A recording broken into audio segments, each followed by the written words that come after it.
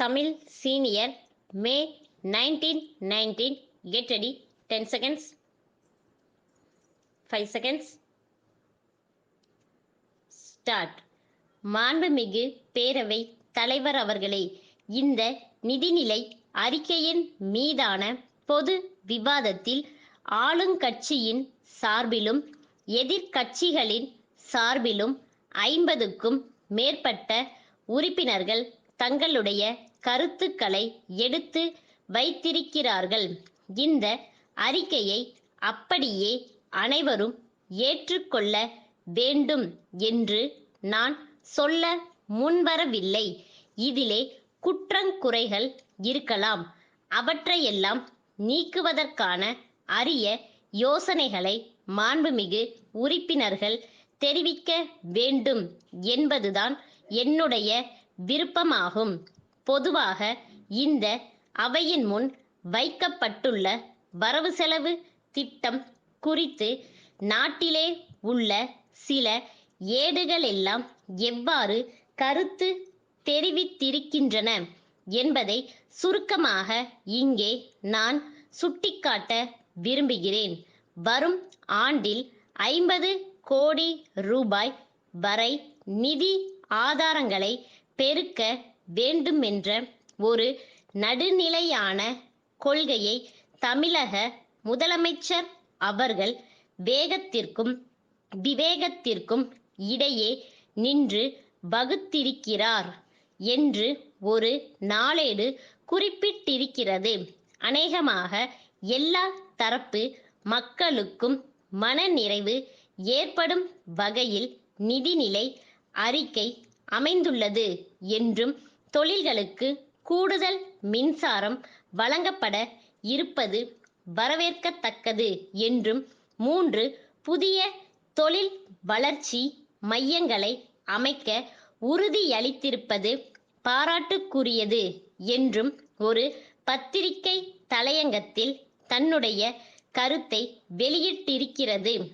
தாழ்த்தப்பட்டோர், பழங்குடியினர், மிகவும் பிற்படுத்தப்பட்டோர், வேலை இல்லாதோர், மகளிர் ஆகியோருக்கான சில சிறப்பு திட்டங்கள் அறிவிக்கப்பட்டிருப்பதை பாராட்டி, எல்லா வகைகளிலும் ஆளுங்கட்சி தனது வாக்குறுதிகளை நிறைவேற்ற முனைந்துள்ளது என்று மற்றுமொரு நாளேடு மகிழ்ச்சி தெரிவித்துள்ளது. தமிழக அரசு 3 பிரச்சனைகளை சந்திக்க வேண்டியிருக்கிறது. ஒருபுறம் கடுமையான நிதி பற்றாக்குறை, மறுபுறம் வளர்ச்சி பணிகளில் தீவிரம் காட்ட வேண்டிய அவசியம். இவை எல்லாவற்றுக்கும் மேலாக தேர்தல் வாக்குறுதிகளை நிறைவேற்ற வேண்டிய கட்டாயம்.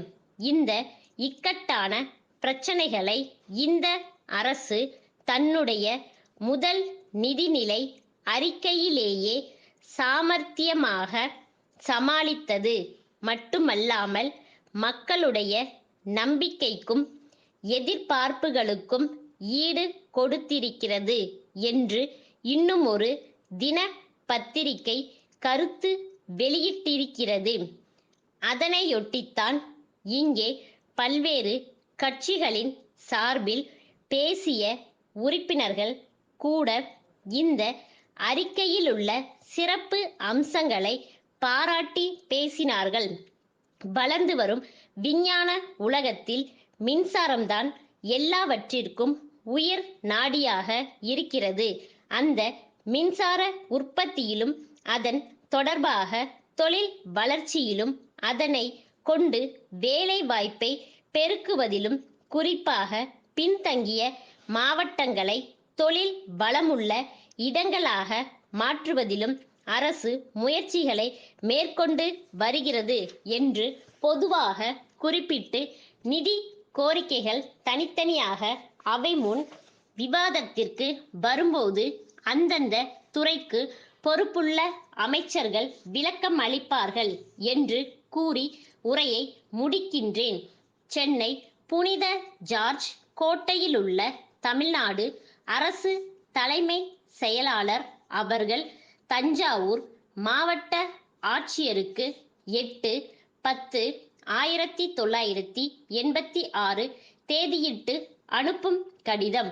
அன்புடையீர், அண்மையில் புயல் மற்றும் பெருமழை காரணமாக ஏற்பட்ட வெள்ளத்தினால் எந்த அளவுக்கு பயிர்களும் சாலைகளும் கால்வாய்களும் குடியிருப்புகளும் சேதம் அடைந்துள்ளன என்பதையும் பாதிக்கப்பட்ட ஏழை எளிய மக்களுக்கு எந்த அளவு மாநில அரசு உடனடி நிவாரணம் அளித்துள்ளது என்பதையும் நேரில் கண்டறிந்து மத்திய அரசு எந்த அளவுக்கு நிதி உதவி அளிக்கக்கூடும் என்பதை பற்றியெல்லாம் ஆராய்ந்து பரிந்துரை செய்யும் பொருட்டு மத்திய அரசின் சார்பாக உயர்மட்ட குழுவினர் இம்மாதம் 20ஆம் தேதியன்று தஞ்சாவூருக்கு வருகை தருவார்கள்.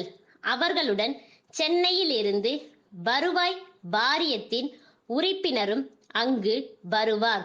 அவர்கள் 2 நாட்கள் தஞ்சாவூர் மாவட்டத்தில் சுற்றுப்பயணம் செய்து பாதிக்கப்பட்ட பகுதிகளை நேரில் பார்வையிடுவார்கள்.